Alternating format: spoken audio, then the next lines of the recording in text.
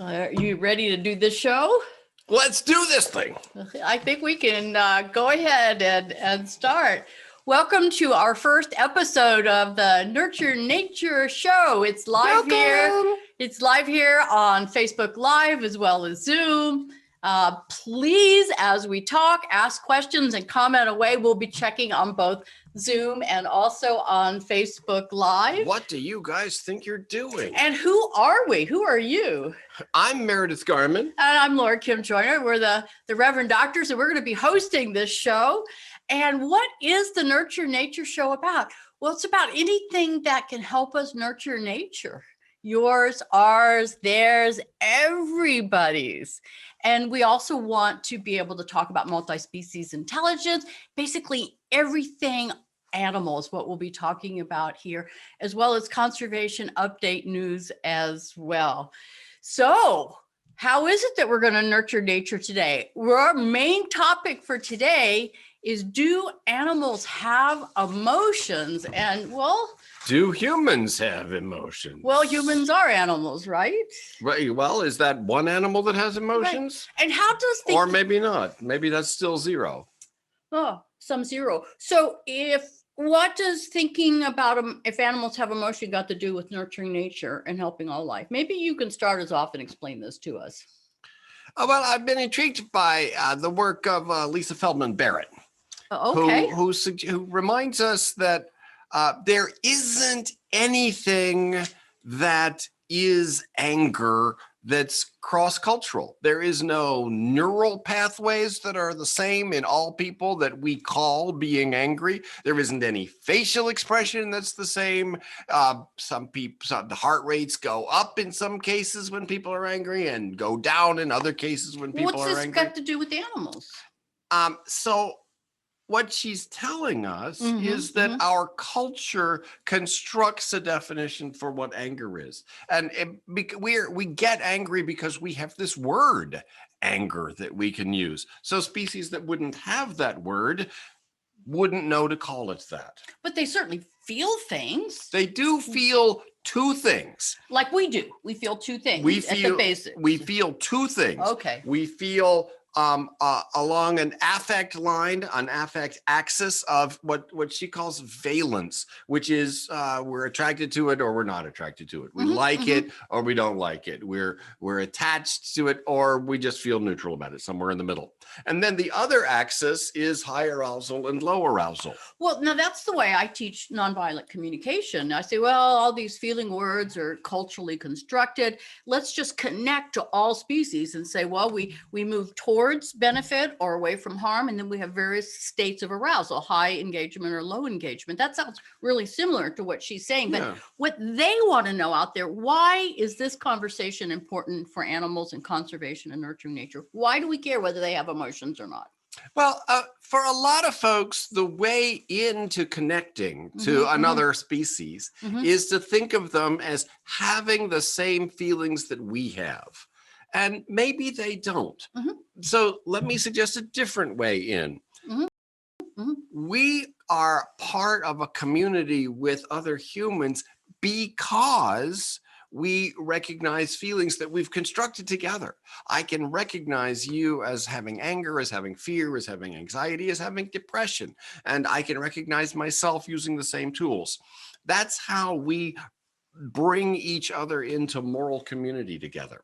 And we can bring that in by seeing that in dogs and horses and other animals around us. That's us projecting, but we project on ourselves to create our own feelings. So it's no bad thing just to project. It's how we include them in moral community. Just because it's a construct doesn't mean it isn't real. Remember, money, very much real, and yet it only exists because there's a social agreement that there's such a thing. So Barrett is basically saying that emotions are constructs, and it's a human construct, and we just don't want to be interpreting what our culture of humans have developed. Let's say we live outside of New York City, that may not be true for other humans and for others, certainly not for other species. Yeah, not as they experience themselves. This reminds me of the two major errors that we as humans tend to make. One is anthropomorphism and one is anthropocentrism. Anthropocentrism basically says animals are nothing like us. We're completely different. We're superior. We're just, it's all about us. And then anthropomorphism is just saying that animals are exactly like us. They like we might say dogs have unconditional love, or the cat is angry at us, and that's not giving them their own inherent worth and dignity and self-autonomy by describing our feelings and emotions on them. Yeah, well, for people who like the Greek words, then you've given them some nice Greek words. Or you could just say the two mistakes are assuming animals are nothing like us and assuming that they're exactly like us. I was trying to sound smart. Greek words are good for that. Yeah, but they're not going to do that for hurricanes anymore. Did you read about that? No more Greek words for hurricanes. No more Greek words, like hurricane alpha and beta and eta and iota. We're not going to do that anymore. Why not? I'm not sure why. I think I don't know why. People get annoyed when the weather service tries to sound smart. That could be it. So, by the way, we're going to stump ourselves a lot. We're going to ask each other questions going, we don't know. So if you know why they're moving off of the Greek letters for the hurricanes, just write that in and let us find out what's going on with everything.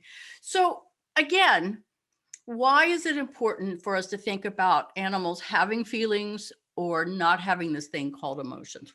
How can we nurture ourselves and nurture nature better with that understanding? It's a really important part of who we are, of what it means to be whatever sort of being you are. Mm-hmm. If you're able to understand what I'm saying to you, whatever your species might be, if you're able to understand what I'm saying to you, then you're processing language at a really complex level. And you want to do that, and you want to use that tool to help you feel connected, to be connected, to manifest and represent the connection that exists there.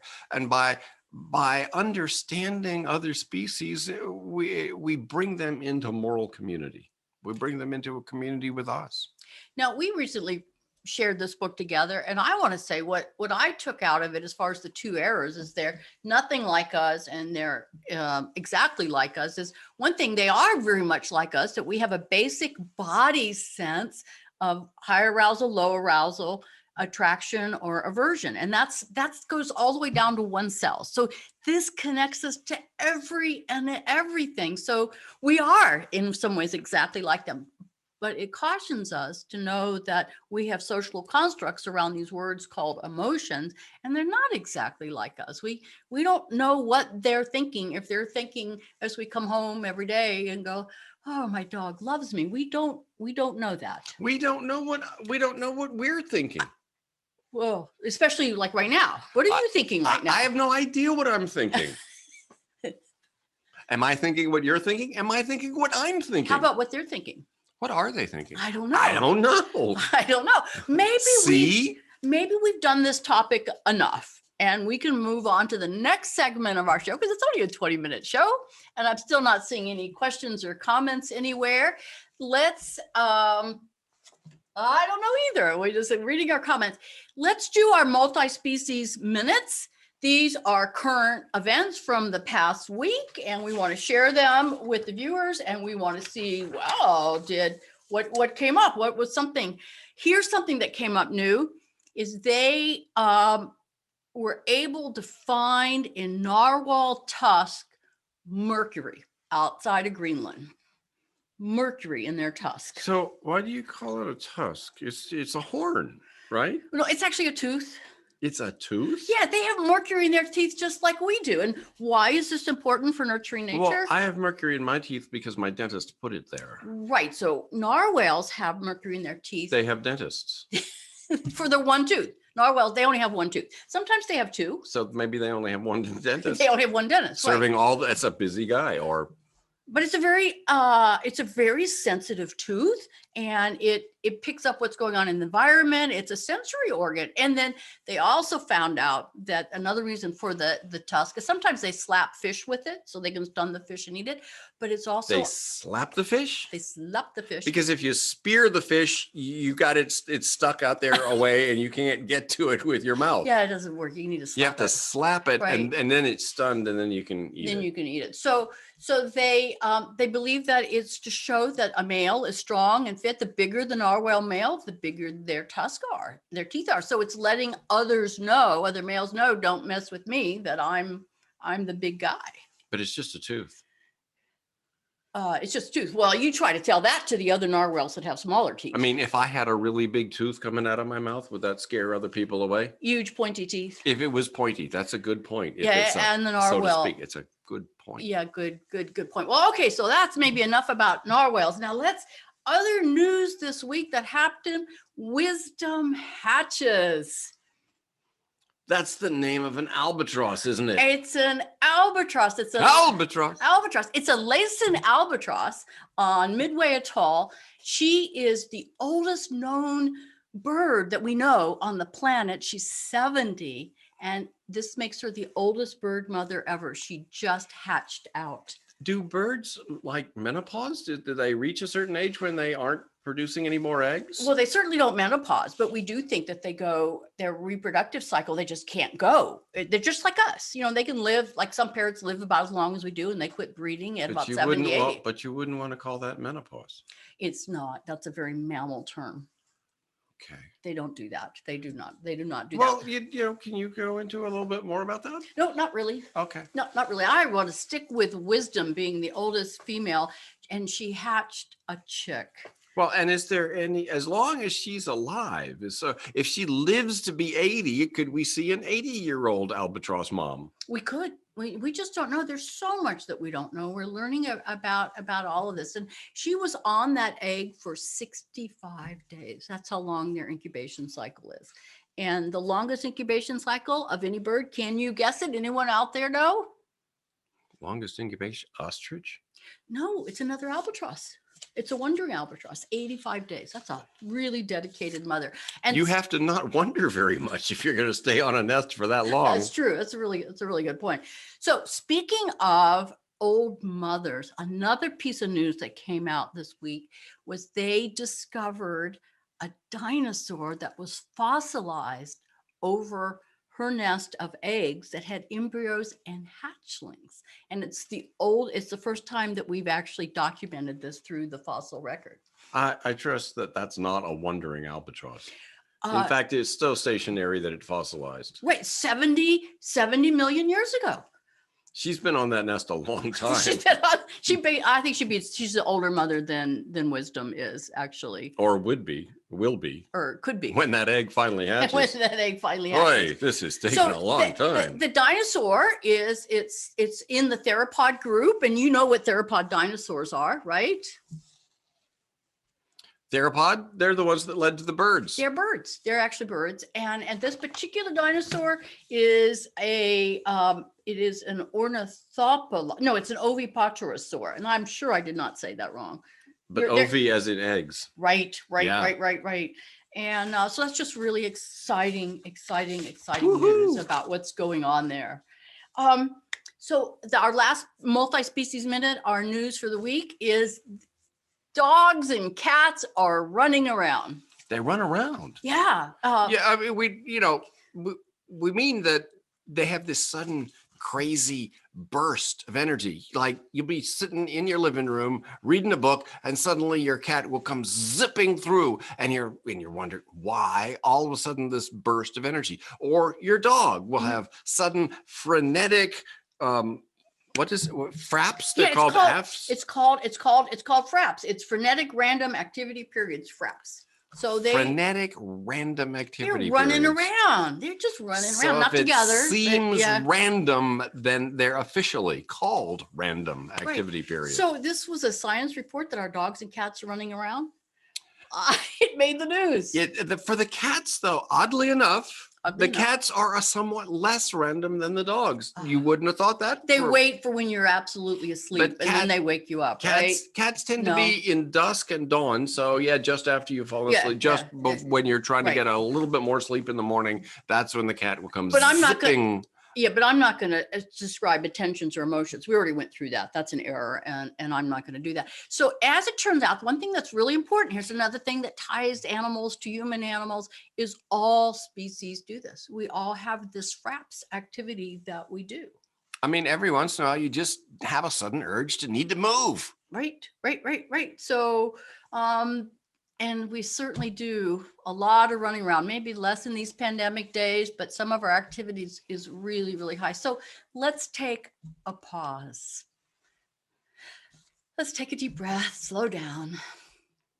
And our words for our pause today is the poem by Wendell Berry. Would you share that with us? The Peace of Wild Things by Wendell Berry. When despair for the world wakes in me, and I arise in the night at the least sound, in fear of what my life or my children's lives may be, I go and lie down where the wood drake rests in his beauty on the water, and the great heron feeds.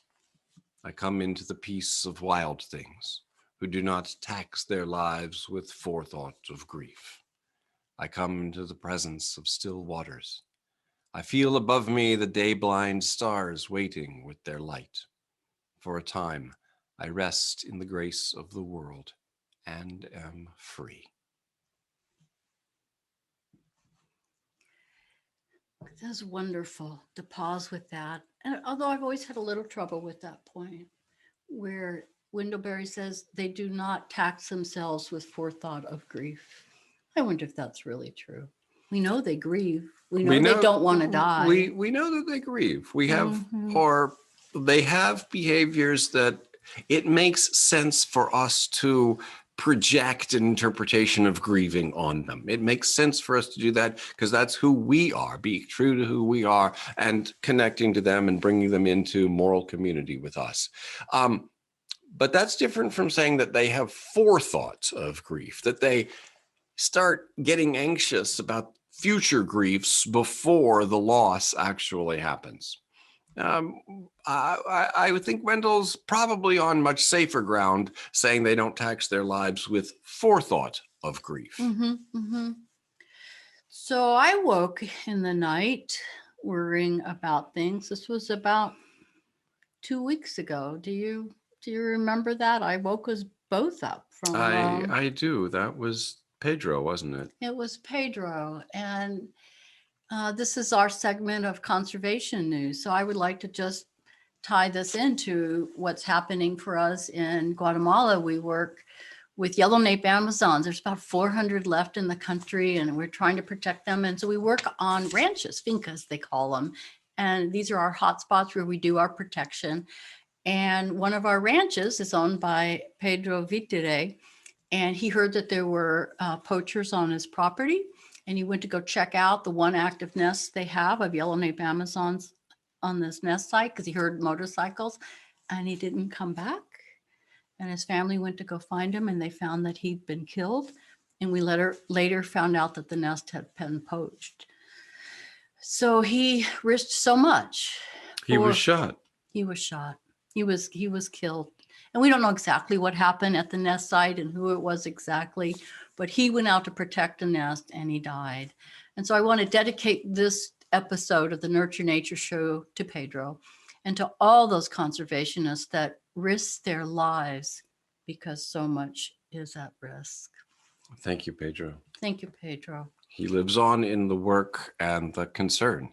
Right. He lives on in the love that we have for all our efforts to keep our planet going and all of its species. Right. So we are wrapping up, but this is supposed to be an interactive show. Do we have any questions, comments, thoughts, jokes, riddles? We have a couple more minutes. What would you like to ask of us or ask of each other? And just put that in the comment room or in Facebook, and we will be happy to answer them. What's coming up for you right now? Right, with sharing all our different segments, our main theme about emotions, our pause, our conservation news, and our multi-species minutes. And it's all been one frenetic random activity period. The show. Yeah, that's right. And that's going to be its charm, right? Oh, and while we're waiting for questions to come in, let's see, what do we have here? Am I scared out in the field? I would say not so much. I'm careful and I don't put myself in places, but I have to say in our Honduras project that it's kicked up in the last year or so. We had somebody gunned down last year. We had one of our rangers and some of rangers' families gunned down just last Friday and killed. There are death threats there. People really want that land. It's presidential elections. It's the narco world.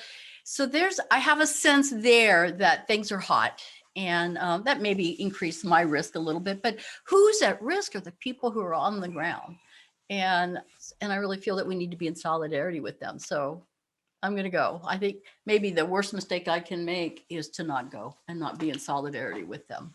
Well, and what did Tomas say? He was actually shot and survived in the line of conservation duty. And when you asked him about it, he said, I said, why are you risking your lives? And he said, I'm willing to risk my life because everything is at risk. And it was like what Pedro said. Everything's at risk. And I'm smiling only because I'm enjoying Thomas and Pedro and the work and the parrots that we are with. But it's a serious business. And it's also time to celebrate. I don't know if you can see my vet shirt, but it says celebrate the little things. And that's what we hope to do with Nurture Nature. So hold the beauty and the tragedy together. So it's time to wrap up. It's a 20-minute show. You'll find this recording on our Facebook page and also on our website. We're going to do this again next Thursday. Do you think we should? We've got a new question coming in. Should we answer that next week? What does it say? What's your opinion on House Bill HB 543? Let's answer that next time. We're at our time limit. And so our website is oneearthconservation.org, or on Facebook, just type in One Earth Conservation, and that's where you'll see it recorded on that time. And so folks, until next time, remember, you are an animal. So act like it. You can't help it. So help it.